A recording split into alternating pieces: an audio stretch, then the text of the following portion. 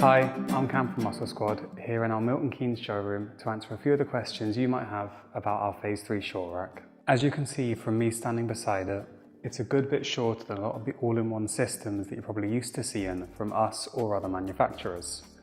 The top height of the rack is 205.2 centimeters, so it's about 20 to 30 centimeters shorter than a lot of our other best sellers. Because of that though, it's an absolute game changer for anyone that's been looking for a rack for their home but's been restricted by ceiling height. Simply put, when other racks can't fit in your room, this one probably can. Squat racks, and especially those with inbuilt cable systems, have always been tall for a reason. It provides more range of motion for movements when you're utilising the top of the rack, and it allows for more cable travel between the top weight in the stack and where it hits the uprights in the frame. We're not trying to reinvent the wheel with this rack, but we're trying to fill a customer need. Because over the years, we've had countless people tell us that they'd love to get an all-in-one rack for their home, but the ceiling height in their room just is making it not possible. That's why we built a rack intentionally small, but still with tons and tons of functionality. As you can see from me standing beside it, I'm 6'3" and I'm quite a tall user. So I wanted to put it through the tall person test, run through some of the exercises that I like to train, and see how they run on our Phase 3 short rack. Before we jump into some of the exercises, I do want to clarify what we mean by cable travel, because it's a really important thing to consider when you're looking at our short rack. Cable travel simply means how far you can pull the pulley away from the rack. With our Phase 3 short rack though, you'll see there are two pulleys. There are the adjustable side pulleys, and there's also a fixed pulley at the top of the rack. This pulley at the top of the rack is set on a 1-to-1 ratio, which means that if you were to put the entire 90 kilograms of weight on the stack, you would feel 90 kilograms of resistance when you pull on this wheel.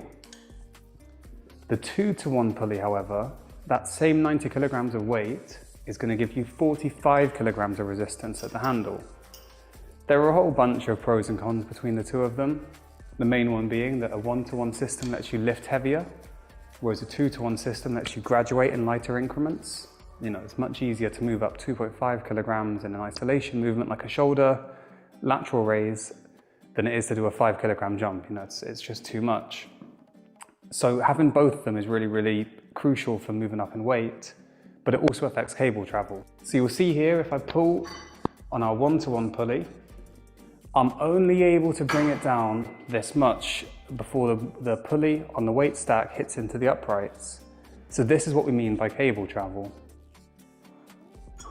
If I'm to take our 2-to-1 pulley, however, I can bring it much, much further, because you typically extend 2-to-1 pulleys double the length that you can a 1-to-1 cable.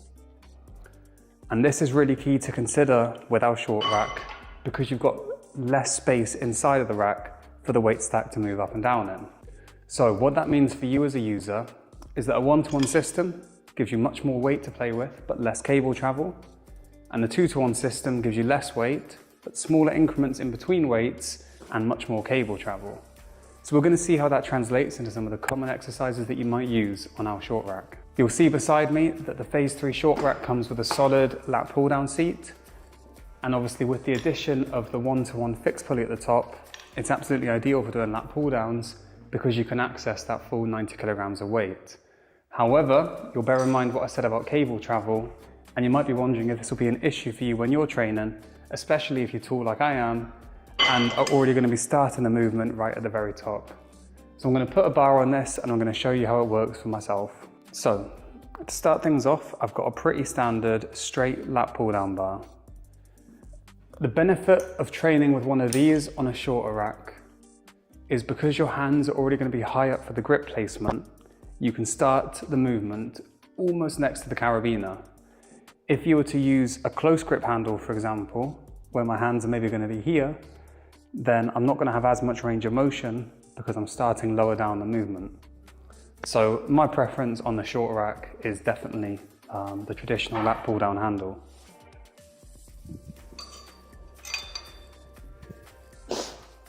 You're going to want to set the seat as low as it can go. Step into the rack, and you'll see that I can already comfortably reach the handle. However, it's not here where my lats are doing the work. So I'm gonna lean back a little bit, gonna engage my back and just focus on pulling my elbows down just before it reaches the bottom of my chin. I've got to be a little bit focused on where the cable is going at the top of my movement, but I'm able to get a good range of motion and a really nice squeeze as I bring the bar down.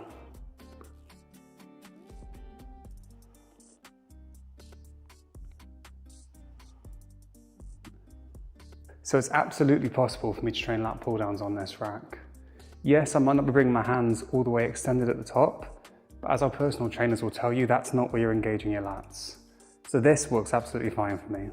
So how does this movement feel with a closer grip dynamic handle? I found it to actually be really comfortable.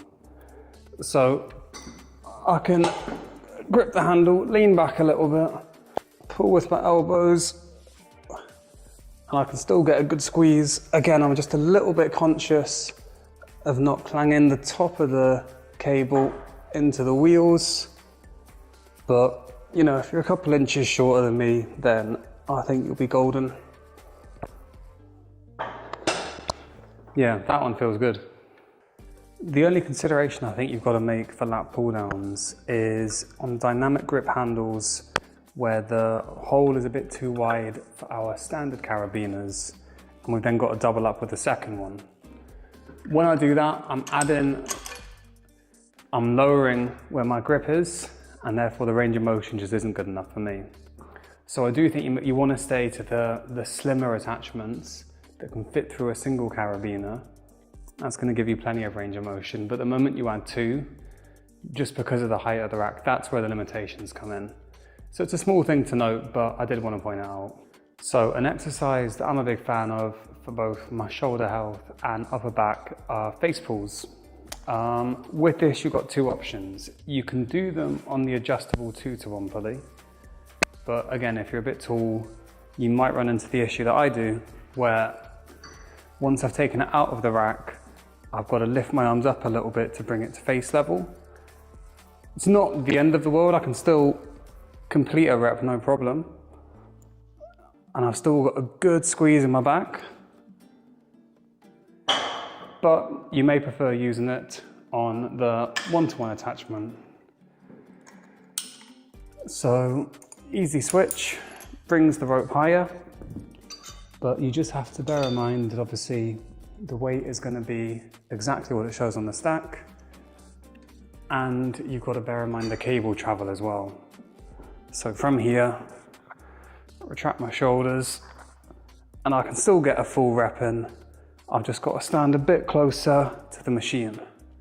So face pulls, they're A-okay for me.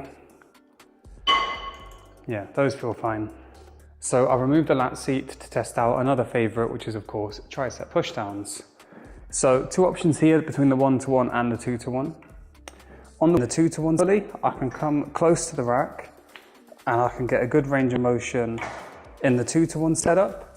The only thing you are noticing is that I've got to be careful as I come up the rep so that the weight plates don't hit.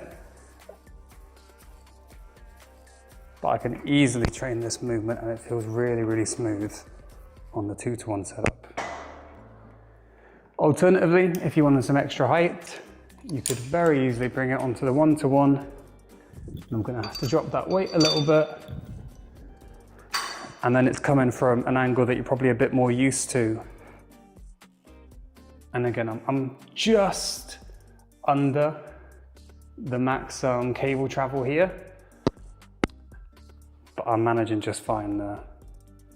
So tricep pushdowns on the short rack, no problem. Then the last exercise that I wanted to show you, using the rope again, are lat pullovers.